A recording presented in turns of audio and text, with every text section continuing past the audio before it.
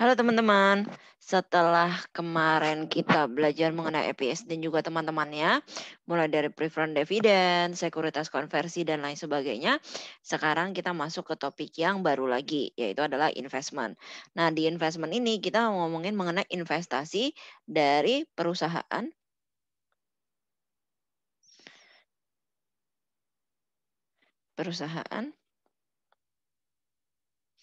ke perusahaan lain. Oke, ops, kok jadi berantakan? Bentar ya. Oke, dari perusahaan kita ke perusahaan lain. Gimana sih cara pencatatan kalau kita beli investasi di perusahaan lain? Nah, di dalam investasi ini akan ada dua kategori ya. Yang pertama itu adalah dalam bentuk debt atau bonds atau obligasi, dan yang kedua itu adalah equity atau share atau saham ya. Nah, untuk pembagiannya nanti dari debt sama share ini akan bisa dibagi menjadi untuk dari bonds dulu ya, dari debt dulu bisa dibagi menjadi 3 kategori. Ini ngomongin apa sih? Ngomongin mengenai berapa lama atau apa sih tujuan dia beli dari obligasi itu. Nah, ini pembagian dari tujuannya ya. Dia beli untuk collection dia, hanya benar-benar buat collection nih, ya. Buat collection atau kalau dia sekalinya beli itu adalah berarti sampai dengan maturity date-nya, sampai dengan si bonds itu jatuh tempo, akan tetap di-hold aja sama si perusahaan ini. Atau yang kedua, dia pegang untuk koleksi and selling. Jadi anggapannya kayak gini, kalau misalnya harganya bagus saya jual, tapi kalau misalnya nggak bagus ya udah saya pegang aja sampai maturity date-nya. Jadi untuk kategori yang kedua ini itu ada dua tujuan. Pertama mungkin dia awalnya tujuannya mau untuk koleksi, tapi kalau misalnya ada yang mau beli dengan harga bagus saya juga jual kok gitu. Atau yang ketiga, emang dia beli untuk trading. Jadi dia beli untuk jual lagi gitu ya. Nah, kalau saham equity ada dua jenis juga, tapi ini lebih ngomongin ke yang less 20%. Ya, nanti saya jelasin apa sih less 20%. Nah, kalau less 20% ada dua jenis atau ada dua tujuan. Pertama itu adalah non-trading, yang satu lagi adalah trading. Jadi anggapannya kamu beli saham satu perusahaan, kalau beli kecil-kecilan kayak sekarang kamu investasi di bursa saham, investasi pakai aplikasi-aplikasi investasi biasanya itu persentasenya dikit gitu. Kayak kamu mainnya cuma satu lot, dua lot, 10 lot, 15 lot itu nggak banyak sebenarnya. Nah, jadi kalau kamu punya kepemilikan di bawah 20%, kemungkinan kamu punya dua tujuan. Pertama, emang buat investasi aja. Jadi makanya tidak dijual belikan. Atau yang kedua itu adalah untuk kamu perjualbelikan. Jadi trading, tiap hari kamu trading gitu untuk mencapai atau mendapatkan keuntungan tertentu. Sama, perusahaan pun seperti itu. Perusahaan beli saham perusahaan lain bisa jadi dia untuk disimpan doang atau untuk trading lagi, ya. Nah, ini kita akan lihat lagi bagaimana cara dia untuk apa namanya, mencatat akuntansinya. Nah, misalnya collection, dia akan pakai amortized cost. Kayak gini, jadi kita ngomongin tabel nih ya, jadi jangan bosan-bosan sama yang namanya tabel. Oke, nanti ngitung PV-nya gimana, habis itu, amortisasi gimana, saya harap udah sampai inter 2 kalian udah hatam sama itu ya. Kalau belum hatam, ayo pelajari lagi, oke.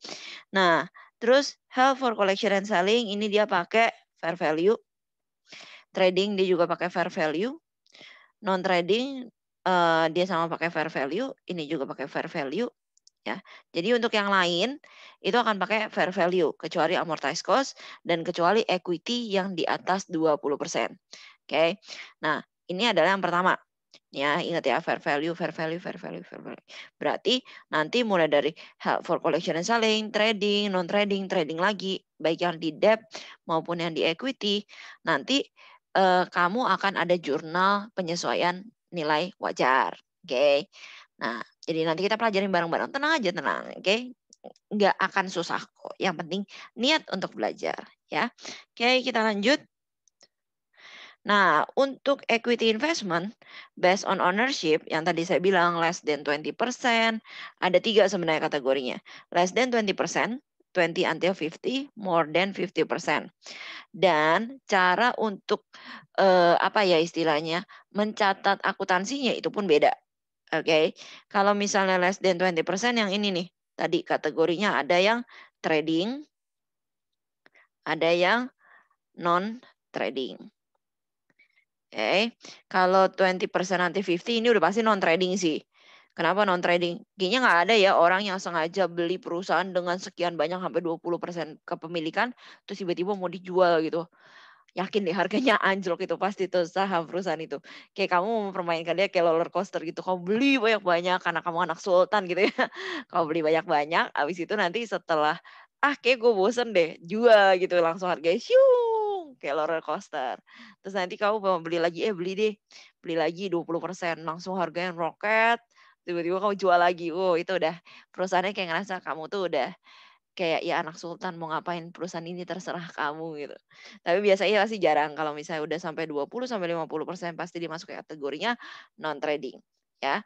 Nah, ada yang 50 more than 50%. Kalau more than 50% ini sudah amat pasti non-trading. Ngapain kamu beli perusahaan anggapannya udah punya kamu lah ya. Karena udah lebih dari 50% itu udah anggapannya punya kamu. Terus kamu sengaja mainin harganya gitu untuk trading. Kayak nggak mungkin banget itu.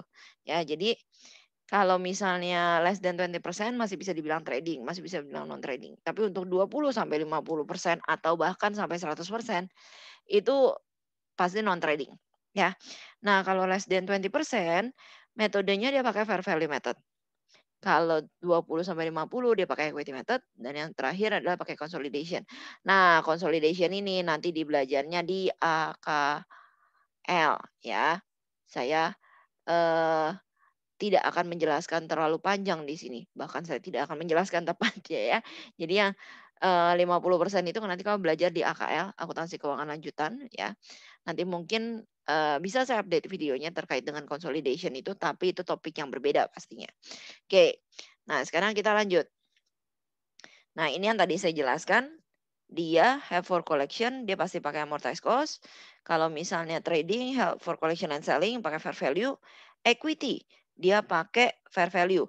Tapi ini hanya yang less 20%. Kalau misalnya more than 20%, dia akan pakai equity method. Oke, ini hanya summarize dari yang tadi saya sudah jelaskan. Nah, sekarang untuk debt. Oke, debt ini udah saya jelasin. Oke, nah untuk ini juga sudah saya jelasin. Nah, paling ini ya. Unrealized gain or loss. Kalau misalnya held for collection, dia pasti tidak akan merecognize gain or loss. Gain or loss-nya dari apa sih? Dari perubahan harga wajarnya. Kenapa? Karena dia tidak pakai fair value method sehingga ya udah nggak usah di adjust. Interest ketika dia earn, gain on loss ketika dia apa namanya ketika dia sale. Jadi selain dari ini anggapannya ya nggak ada transaksi lagi gitu loh, nggak ada jurnal lagi, hanya jurnal pembelian, penjualan, penerimaan interest sama accrual interest kalau misalnya ternyata dia lewat 31 Desember. Oke. Nah, tapi kalau misalnya andaikan held for collection and selling sama trading, dia pasti ada yang namanya unrealized gain or loss. Oke. Untuk held for collection and selling dan trading, ya. Recognized as the comprehensive income in part of equity. Nah, jadi ini masuknya OCI, AOCI atau masuknya OCI. Dia masuknya ke part equity sendiri. Nah, kalau di sini langsung masuk net income atau masuknya ke IS, income statement. Ya, sama untuk interest pasti, untuk gain or loss ketika penjualan pasti, ini juga. Ya, nah jadi yang paling perlu kamu highlight itu adalah untuk bagian yang ini. Oke, terutama yang saya kotakin itu. Ya, yang kecil-kecil of equity sama in net income. Oke, kita lanjut. Nah, ini ada contoh. Contoh Robinson membeli 100.000 8% interest dari Evermaster tanggal 1 Januari. Pada diskon sekian. Ini udah dihitungin. Tapi kalau nggak dihitungin kita bisa hitung sebenarnya. Kenapa? Karena di sini ada yield-nya. Oke. Bonds mature on 1 Januari 2024 dan yield-nya itu adalah 10%. Oke, kalau misalnya kupon lebih kecil, sorry tandanya salah, lebih kecil dibandingkan dengan yield atau dengan market ya, itu pasti diskon. Oke. Terus ini interest dibayar 1 Juli dan 1 Januari. Oke.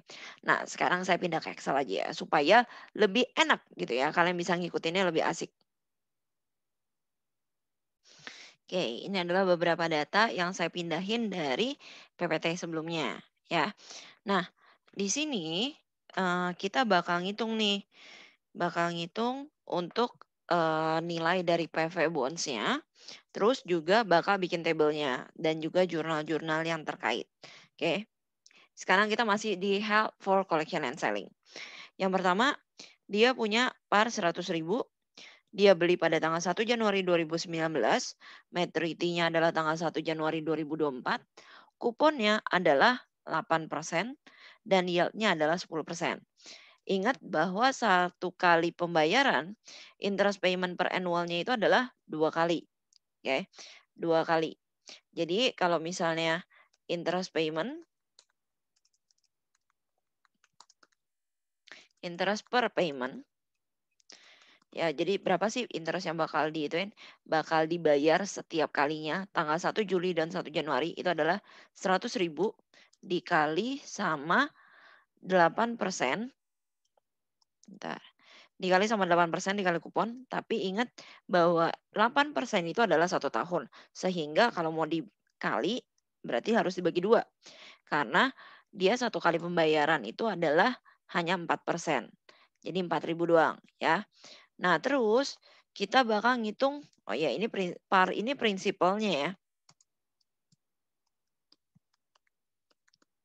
Ya. Nah, kita bakal ngitung nih berapa sih PV dari prinsipal dan berapa PV dari interest. Oke. Di sini saya sudah ada nilai hitungnya. PV single berapa, PV annuity ordinary berapa. Nah, kalau misalnya andaikan kalian punya table, kalian tinggal lihat aja N-nya. Oh ya, di sini saya belum tulis N ya. Sebentar, berarti saya tambahin N-nya. Karena ini jangka waktunya 5 tahun. 5 tahun dari mana? 2019, 2020, 21, 22, 23. Kenapa 24 nggak masuk? Karena 24-nya 1 Januari. Jadi dia ada 5 tahun. Ya, 5 kali pembayaran interest 1 tahun itu adalah 2 kali. Sehingga N-nya adalah 10. Nah, habis itu I-nya berapa sih? I-nya adalah dari yield dibagi 2. Oke, dapat sekian. Nah, jadi kalau kamu mau cari di tabel, kamu cari aja N-nya 10, I-nya 5%.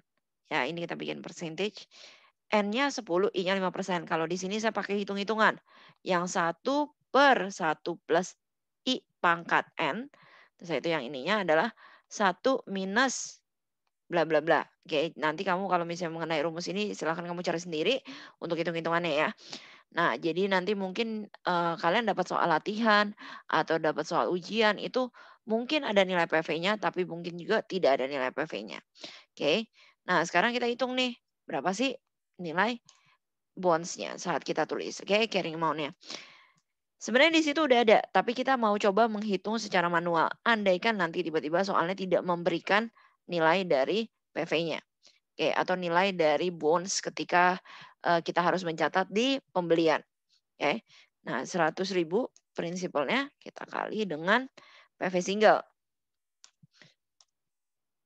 Lalu interestnya, interest per payment kita kali sama PV annuity ordinary. Jangan pakai annuity due ya. Oke, nah ini berarti carrying amount atau nilai PV totalnya boleh. Itu mau mau istilahnya bagaimana itu terserah kalian ya. Oke, dapat angkanya 292,278. Ini sama kayak yang tadi ya. Nah, sekarang kita bikin table. Oke, bikin table.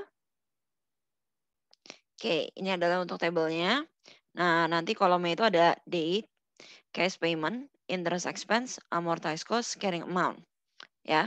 Terus tanggalnya kita beli 1 Januari, terus pembayaran interest pertama itu adalah di 1 Juli, dia nggak mungkin dapat interest ketika pas pertama kali gitu ya. Nah, terus terus sampai dengan 1 Juli 2023. Karena 1 Januari 2024 dia udah maturity gitu ya. Oke, interest expense-nya adalah dari carrying amount dikali 5% atau dikali I. Dapat 4.000. Nah, amortized cost yang besar dikurangin yang kecil aja seperti biasa ya. Terus karena ini diskon berarti kita tambah carrying amount ditambah amortized cost.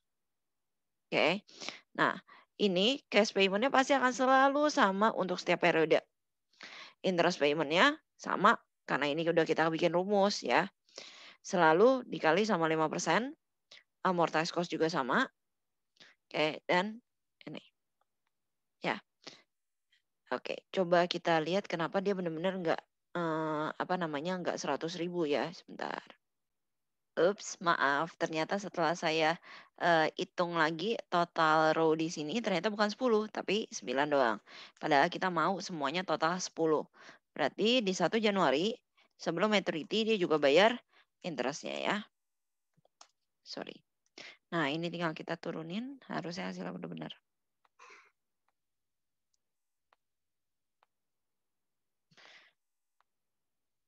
Oke, pas 100.000.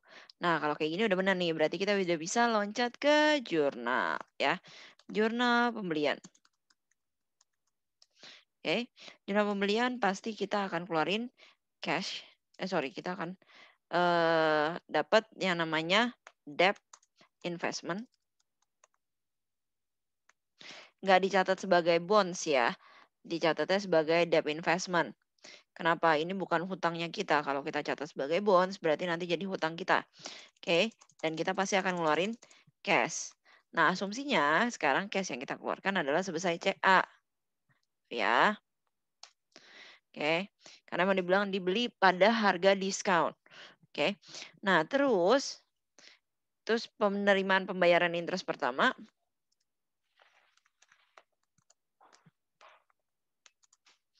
Ya, pembayaran interest pertama atau di tanggal 1 Juli.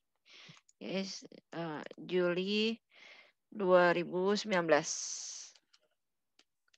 Oke. Itu dia akan terima cash pastinya. Habis itu akan ada debt investment. Debt investment-nya itu bertambah sama interest revenue. Oke, interest revenue-nya adalah sebesar dari si interest expense. Sorry, ini bukan interest expense, tapi interest revenue ya. Nanti kita ganti. Oke, kita ganti dulu. Biar nggak salah. Ini bukan revenue interest expense, tapi interest revenue. Karena kita dapat interest, biasanya kan interest expense karena kita yang bayar, gitu ya. Oke, lanjut. Nah, untuk debt, itu kita ngambil dari amortized cost, ya. Terus untuk cash payment-nya, cash yang kita terima itu adalah ini. Bukan cash payment juga, berarti cash receive. Sorry. Nah, ini kita harus agak muter sedikit cara pandang kita bahwa ini bukan kita yang menerbitin, tapi kita beli dari orang sehingga kita yang dapat interest-nya, kita yang dapat cash payment-nya gitu ya. Oke. Nah, terus di sini ada pembayaran, sorry, accrued interest 31 Desember 2019. Nah, ini enak karena angkanya sebenarnya udah ada. Kita ngambil aja dari 1 Januari 2020. Nanti tinggal kita balik. Oke. Jadi ini ada interest receivable. Terus ada debt investment. Sama ada interest revenue.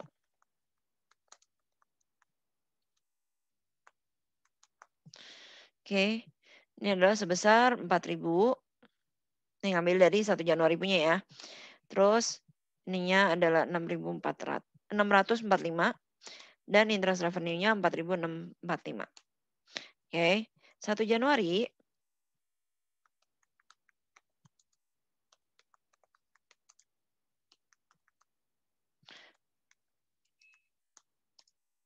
Itu adalah cash sama interest revenue.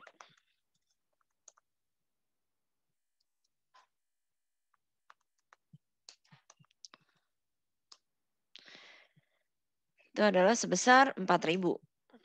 Ya, kita tinggal balik aja dari yang sebelumnya. Oke, ini akan gini terus sampai dengan tanggal 1 Januari 2020 untuk pembayaran interestnya.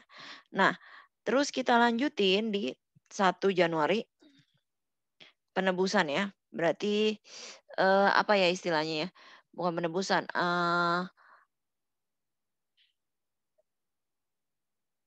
pelunasan. Lama ya saya mikirnya ya. Pelunasan tanggal 1 Januari 2024. Oke. Pelunasannya berarti kita akan ada debt investment pada cash. Kebalik, maaf. Ngawur saya, kenapa cash saya keluar? Investment. Sebesar 100.000. Nah, ini kalau kita tidak ada penjualan ya. Jadi kayak gini aja jurnalnya kalau tidak ada penjualan. Terus dia tidak akan ada adjustment untuk fair value di akhir periode. Ya, jadi cuma kayak gini aja. Jadi pas beli terus bayar interest, ada accrued interest 31 Desember, hati-hati ya. Karena kalau dulu mestinya kalian udah pernah belajar di prinsip 2 gitu ya. Itu masih sistemnya tahunan bayarnya. Nah, sekarang udah pasti setengah tahunan, kuarteran karena kalian sudah di intermediate ya. Karena sudah di intermediate sehingga soal jauh lebih kompleks, oke. Nah, ketika pelunasan tanggal 1 Januari tanpa ada penjualan lagi itu adalah seperti ini. Nah, tapi soal kita setahu saya ada penjualan. Kita coba lihat ya. Nah, ini adalah eh, bentukannya atau penampakannya di financial statement untuk 31 Januari ya. Sorry 31 Desember. Ini 31/12/2019. Ini yang pertama, oke, pembayaran tanggal 1 Juli 2019. Ini adalah yang kedua di tanggal 31 Desember 2019. Ini udah berubah dari awal, ini yang receivable-nya, oke. Penampakannya kurang lebih kayak gini teman-teman ya. Nah, untuk di financial position sama di income statement. Nah, ini lanjut, oke. Di tanggal 1 November 2021 ya, 1 November 2021, si perusahaan itu menjual pada 9934 plus sama accrued interest-nya, oke. Jadi 9934 plus sama accrued interest-nya. Posisinya adalah 1 November. Berarti ini di tengah-tengah nih. Posisinya harusnya di tengah sini ya. Oke, kita hitung yuk gimana ceritanya dan bagaimana jurnalnya ya. Yang pertama kalau kalian harus cari ketika ada penjualan di luar dari tanggal yang ada di tabel itu adalah hitung CA-nya. Oke, hitung CA-nya. Nah, sebelum hitung CA di sini ada accrued interest. Jadi kita hitung dulu nih accrued interest itu berapa sih gitu ya. Dia akan ambil ini. Oke. Kita akan tambahin ke CA-nya ya. Jadi di sini jurnalnya dia akan masukin debt investment 552 dapat dari mana? Dari 783 dikali 4/6. Kenapa 4/6? Jadi dari Juli, Agustus, September, Oktober. Novembernya kan tanggal 1, jadi 4 bulan. 4 dari 6. Oke. Dan juga akan ada interest revenue. Jadi si interest revenue-nya ini juga dimasukin. Nah, ini caranya nih teman-teman. Ini buat apa sih? Buat lihat berapa amortisasinya yang akan terjadi sampai dengan tanggal 1 November gitu ya. Supaya nanti ini angka akan dimasukin sebagai penambah nilai CA. CA-nya dari mana? 95671 ditambah 522. Ini adalah nilai CA-nya. Oke. Nah, itu akan terlihat dari yang next ini. Jadi dia jual di harga kan nilai prinsipalnya 100.000 ya. dia jual di harga 99,3 per 4 atau 99.750. 99,3 per 4 ini kan bisa diubah menjadi 99,75 gitu ya. Nah, terus CA sebelumnya yang di tanggal 1 Juli nih adalah sekian, amortize yang terjadi sampai dengan dari 1 Juli sampai dengan November itu adalah ini. Ini yang kita hitung tadi. Oke, sehingga CA-nya adalah ini. CA tanggal 1 November 2019. Oke. Sehingga kalau dilihat dia dapat gain. Dapat gain. Ya, gainnya adalah sebesar 3.557. Nah, gimana sih caranya? Cash kita dapat ya. Cash sekian. Nah, ini dapat dari mana? Ini dari 4.000 dikali 4/6. Oke. Nah, kenapa cash ini sih? Padahal kan dia bilang dia jualnya di 99.750 atau 99,3 per 4. Karena dia bilang dia jual di 99,3 per 4 plus accrued interest. Di mana accrued interest-nya ini pasti kita akan minta nih duitnya. Kan ini duit kita anggapannya gitu ya. Sehingga cash yang benar-benar dia dapatkan adalah 102.417. Terus interest revenue-nya, oke. Nah, di sini interest revenue yang kita minta ya sama dia itu adalah sekian. Oke, sama nih angkanya ya. Terus ada debt investment. Debt investment kita hapus sebesar CA nih di sini. And kita masukin gain. Oke. Nah, kurang lebih gini jurnalnya teman-teman. Jadi interest karena dia bilang plus interest berarti interestnya itu bakal kita hitung. Karena biasanya kalau kita jual ke orang lain kita bakal minta tuh jatah interest kita dari periode sebelumnya ya, periode sebelumnya misalnya kayak sekarang 1 Juli sampai dengan periode kita bayar. Karena nanti setelah kita alihkan ke orang tersebut, kita udah nggak bakal dapat interest lagi. Makanya kenapa interestnya pasti bakal diminta dulu. Tuh, ya. Biasanya pasti accrued interest kok. Oke. Nah, kurang lebih untuk yang have for collection partnya saya sudahin di sini dulu. Nanti kita akan lanjut untuk help for collection and selling. Ya, di sini help for collection and selling mungkin digabungin sama trading supaya kalian nggak terlalu lama nonton videonya dan nggak terlalu boring. Oke, sip kalau gitu teman-teman. See you next part. Bye bye.